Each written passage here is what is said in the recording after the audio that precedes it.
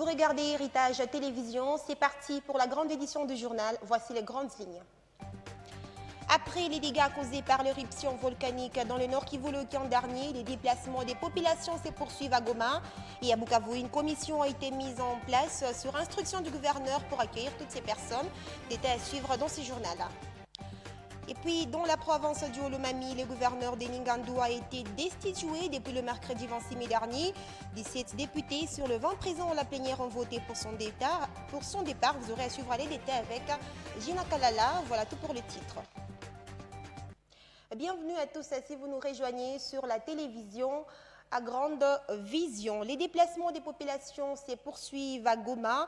Plusieurs destinations sont maintenant possibles après un temps de suspension. La traversée Goma-Bukavu par le lac Kivu a repris.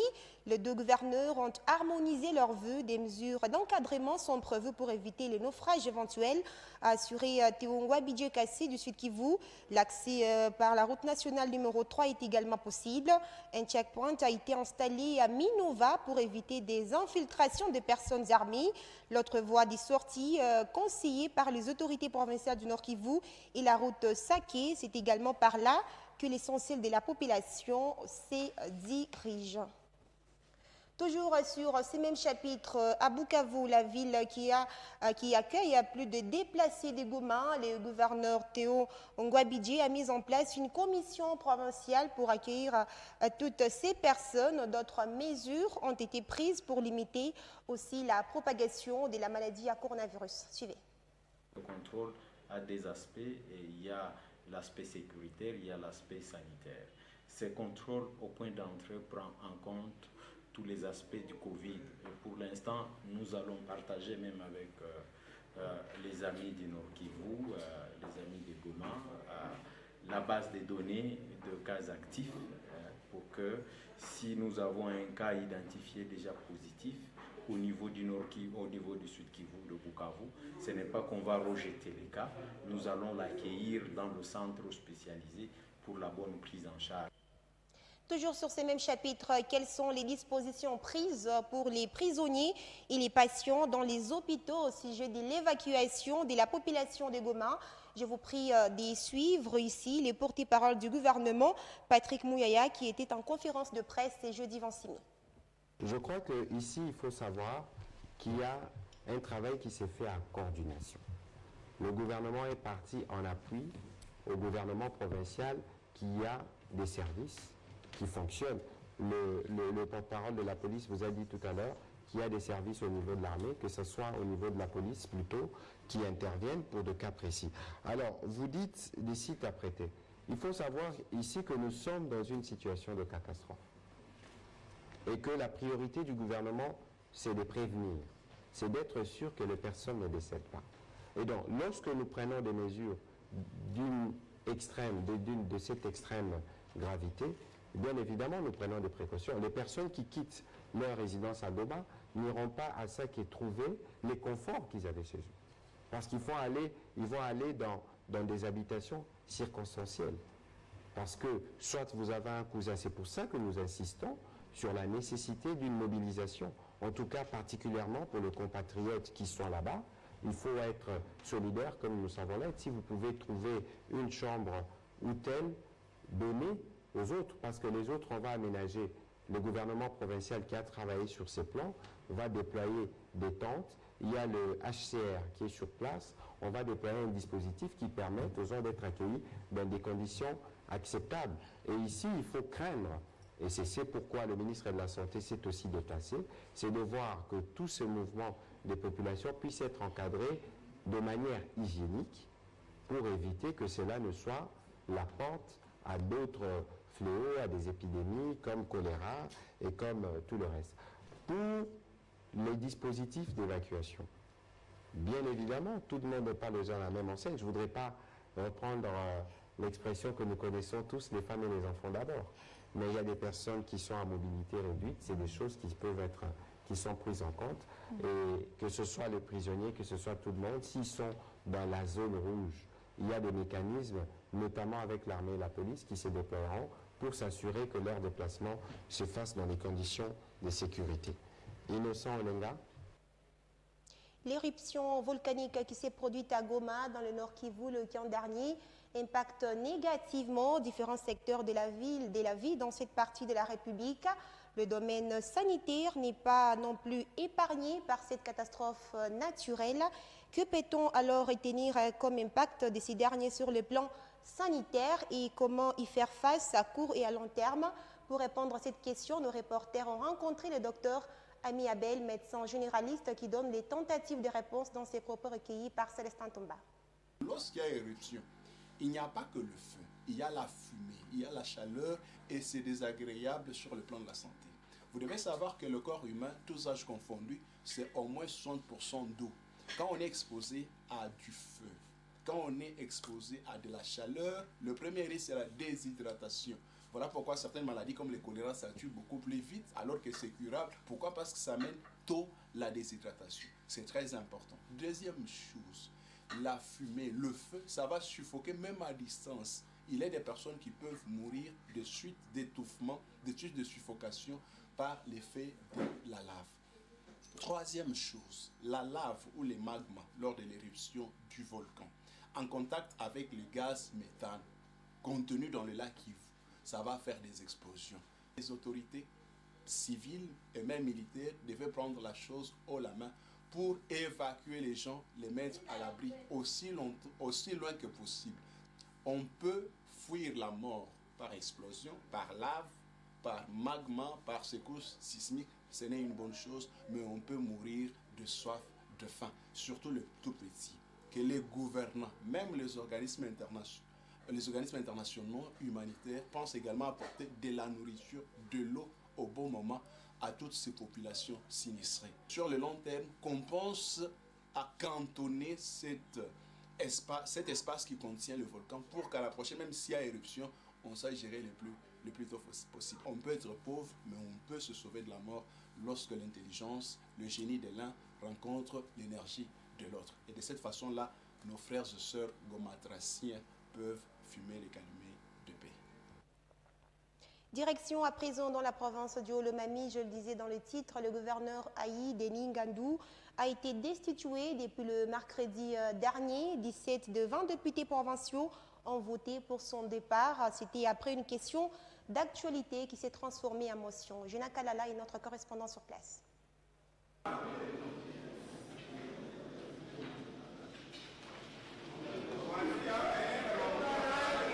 La province du Haut-Lomami n'a plus de dirigeants en séjour, destitués par une motion. Le gouverneur Aïe de la province vient d'être destitué ce mercredi 26 mai 2021 à l'Assemblée provinciale du Haut-Lomami. 17 sur 20 députés présents à la plénière de séjour, invités pour répondre à la question d'actualité. Denis Ngandou n'a pas convaincu les élus dans ses éléments de réponse, les conduisant à sa déchéance par un vote. Selon les procès-verbaux lus par la présidente de cet organe délibérant, Dr Isabelle Kalinga Mushimbi. Sur le grand nombre présent à la séance plénière, 17 votes pour, 3 votes contre, 0 abstention. La résolution contre son Excellence, Monsieur le gouverneur de la province du Haut-Lomami, est approuvée à l'unanimité. Répondre sur le fonctionnement de l'administration, la gestion des finances et l'usurpation des pouvoirs, formulées en 21 questions. Combien a-t-il été produit en termes de recettes de janvier 2020 à avril 2021? Les usagers de la route se plaignent de la tracasserie policière.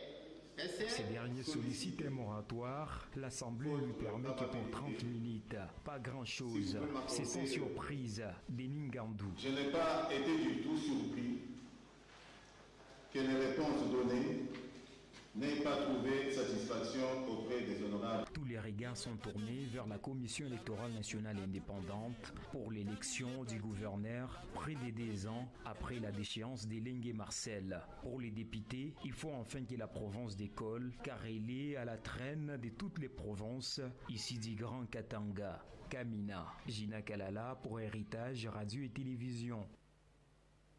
L'actualité dans la province du Haut-Katanga, la situation épidémiologique de la Covid-19 et les sinistrés du village Sompois dans le territoire de Mitouaba ont figuré parmi les points retenus lors du Conseil de ministres de la province du Haut-Katanga, présidé par le gouverneur Jacques Kaboulakatoui.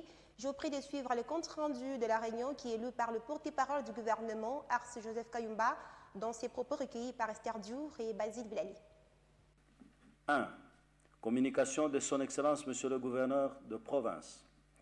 Dans sa communication, l'autorité provinciale a félicité les membres du gouvernement provincial du Haut-Katanga pour l'accueil sans précédent réservé à son Excellence, Monsieur Félix Antoine Tshisekedi Tshilombo, président de la République et chef de l'État dans la ville de Lubumbashi. Les félicitations fusent de partout. Poursuivant sa communication, l'autorité provinciale a invité les membres de son gouvernement à se joindre à sa personne pour apporter un soutien matériel aux vaillants soldats de FARDC qui donnent de leur sang à l'est de la République démocratique du Congo, ainsi qu'aux sinistrés de l'éruption volcanique du Nyiragongo à Goma. Une manifestation solennelle sera organisée quant à ce le vendredi 4 du mois prochain. Pour clore sa communication, le chef de l'exécutif provincial a invité les membres du gouvernement à rester unis autour de lui et à privilégier l'esprit d'équipe. 2. De la situation sécuritaire. Prenant la parole, le ministre provincial en charge de la sécurité a fait au Conseil la synthèse de la situation sécuritaire de la province. Celle-ci demeure relativement calme, nonobstant quelques cas de vol simple dans les villes de Lubumbashi, Likasi, Kasumbalisa, ainsi que dans la cité de Kambov. Quant au conflit à Lupoto, entre les creuseurs et la société Somika, une commission a été créée pour trouver un terrain d'entente entre les deux parties. Pour ce qui concerne les conflits autour du gisement de Kabunji ainsi que celui de Mbola, la commission mixte constituée des experts du Haut-Katanga ainsi que de ceux du Lualaba est à pied d'œuvre pour ce faire et se rendra dès ce jeudi 27 mai sur les deux sites pour statuer quant à ce. Après leur démarche menée auprès de l'Assemblée provinciale du Haut-Katanga, les agents de la société d'exploitation des Kipwa ont été satisfaits de leur décantation de leur situation par le président de l'Assemblée provinciale, Gabriel Kyungu Wakumwanza, le mercredi 27 mai dernier, en leur faveur en vue de reprendre les activités au sein de cette entreprise. Suivez. Une solution tant attendue par les agents de l'entreprise de la société d'exploitation de Kipoyi œuvrant dans les territoires de Kipushi vient d'être trouvée par l'honorable président Antoine Gabriel Kyungu Wakumwanza qui s'est totalement impliqué dans ces dossiers ayant exposé plusieurs familles dans la misère suite à l'arrêt brusque de l'emploi ainsi qu'au non-paiement depuis plusieurs mois déjà. Ils ont eu comme compromis reprendre le travail et liquider les arriérés des salaires dans un bref délai. Pour les rapporteurs de l'Assemblée, l'honorable Thomas Lupata, c'est un ouf de soulagement. Nous avons des assurances qu'ils auront d'ici mercredi leur argent et qu'il y aura préservation ou conservation de leur emploi au sein de la même entreprise. Donc les deux chefs de demande tels que formulés ont été rencontrés à travers la solution qui vient d'être trouvée. Voilà pourquoi nous vous disons que la fumée blanche est sortie. De son côté, le délégué syndical Joseph Mumba estime que les problèmes qui semblaient être grands viennent d'être décomptés grâce aux efforts du numéro 1 de l'organe délibérant ainsi qu'à leur détermination. Je voudrais saluer le sens visionnaire du patriarche Baba, honorable président, qui a soutenu ces idées et qui les a presque concrétisées. Et je vous assure que d'ici mercredi, pas seulement que les agents seront payés, mais nous allons envisager la reprise très prochainement de Kipoyi. Les travailleurs de leur part ont manifesté leur satisfaction. Nous sommes très contents au jour d'aujourd'hui de voir que nous étions frappés par beaucoup de situations difficiles. Nous avions suivi le chemin normal pour des revendications pacifiques. Baba, l'honorable président de l'Assemblée, les a reçus. Il les a traités avec priorité et aujourd'hui nous avons accédé totalement à notre demande. Notons que c'est par des chants, des louanges et adorations à l'égard du maître des temps et des circonstances suivies de la prière que ces agents ont regagné leur domicile. Dans le reste de l'actualité, hommage à Julien Kilanga Moussindé, La traversée du monde, c'est le titre de l'ouvrage collectif rédigé par des professeurs de la République démocratique du Congo ainsi que du monde entier, sous la direction du professeur ordinaire Emmanuel Banyue-Sizé, parrainé par le professeur ordinaire Christian Kunda Mutoki, une façon pour eux de reconnaître les mérites de Julien Kilanga de son vivant. Le vernissage de cette œuvre a eu lieu le mercredi 26 mai dernier dans la salle Aroupé. Gelor Badibanga était présent pour le compte de Héritage Télévision. Julien Kilanga Moussindé, l'homme a été honoré ce mercredi 26 mai par un collectif des professeurs de la RDC et du monde, car étant élevé au 4e siège de l'Académie d'Angers en France. Pour bien reconnaître le mérite de Kilanga Moussindé, les professeurs ont réalisé une œuvre collective en son nom. Hommage à Julien Kilanga Moussindé, La traversée des mondes. C'est le titre de l'ouvrage. Avec à sa direction le professeur ordinaire Emmanuel Banyue-Sizé sous le parrainage du professeur ordinaire Christian Kunda Mutoki. Autour du vernissage de l'œuvre se trouvent d'éminents professeurs tels que Wit Mulongo, Jacques Mpungu et le ministre provincial en charge du budget, Christian Momat, présent pour la circonstance. Dans ce mot, le parrain de l'œuvre connaît l'homme du jour comme étant son maître. C'est pour toutes ces raisons et pour beaucoup d'autres, mesdames et messieurs, qu'il est plus important de célébrer ceux des nôtres qui prennent le temps de nous proposer des voies de médiation, de méditation sur la vie. Julien Kilanga Moussindé, qui fait partie de nos maîtres, est un savant d'exception. Malgré ses charges académiques, il prend encore le temps de nous interpeller via la littérature. Le directeur de cet ouvrage, le professeur Emmanuel Banyue-Sizé, connaît aussi le mérite de Julien Kilanga. Les adresses des participants m'ont été envoyées, ainsi que les contacts des anciens étudiants de Julien Kilanga Moussindé, qui se trouvent en Asie, en Europe, en Amérique et en Afrique. Voici donc leurs livres, dont je ne suis que l'organisateur des textes. Bien évidemment, j'en ai rejeté 2 pour des raisons scientifiques et j'en ai gardé d'autres. Page noire dans ces journaux, le gouverneur de la province du Haut-Katanga, Jacques Ablakatoui, a assisté ce jeudi 27 mai aux obsèques de l'artiste comédien Kissamando Kitengi, alias la cérémonie des derniers hommages, a été organisée au complexe scolaire Kiwele. Reportage.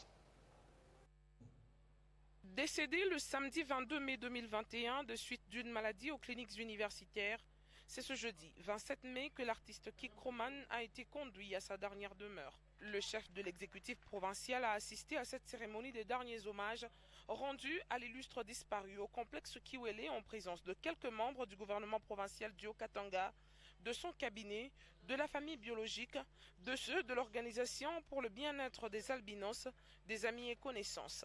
Parmi les témoignages, l'on note celui de son père biologique, François Kissamando, qui a remercié toute l'assistance et le gouverneur de province pour la prise en charge des soins médicaux et celle des funérailles. Je voudrais m'adresser à cet homme-là, notre gouverneur, pour tous les sacrifices qu'il a consentis. Parce que sa réponse prompte, quand on lui a fait voir la situation de mon fils, ils sont venus chercher l'enfant à la maison. Et il m'a accompagné jusqu'à aujourd'hui. Excellences, Monsieur le Gouverneur, merci. Par la suite, viendra l'étape de recueillement et du dépôt des gerbes des fleurs. Le chef de l'exécutif provincial, Jacques Kiaboula Katoué, s'est incliné devant la dépouille mortelle et y a déposé sa gerbe de fleurs. Il sera suivi du commissaire provincial de la culture et des arts, ainsi que des affaires sociales et de sa conseillère en charge des affaires sociales, de toute la crème des férus de la culture au Katangaise. C'était avant d'adresser ses condoléances à la famille éplorée. Enfin, le cortège funèbre se dirigera vers la nécropole Rivière des Anges de Kassanguiri, où devra désormais reposer à jamais feu l'artiste Kikroman. À l'âge de 32 ans, il laisse 4 orphelins. Puisse son âme reposer en paix. C'est la fin de cette édition du journal. Je vous en rappelle le titre. Après les dégâts causés par l'éruption volcanique dans le Nord Kivu le week-end dernier, les déplacements des populations se poursuivent à Goma et à Bukavu. Une commission a été mise en place sur instruction du gouverneur pour accueillir toutes ces personnes. Vous avez suivi les détails dans le journal qui vient de s'achever. Dans la province du Olomami, le gouverneur de Ningandu a été destitué depuis le mercredi 26 mai dernier. 17 députés sur le 20 présents à la plénière ont voté pour son départ. Vous avez suivi les détails avec Gina Kalala. Mesdames, Messieurs, c'était le journal de la rédaction. Merci à vous de l'avoir suivi. Prenez soin de vous et restez fidèles à nos programmes car l'information reste en continu.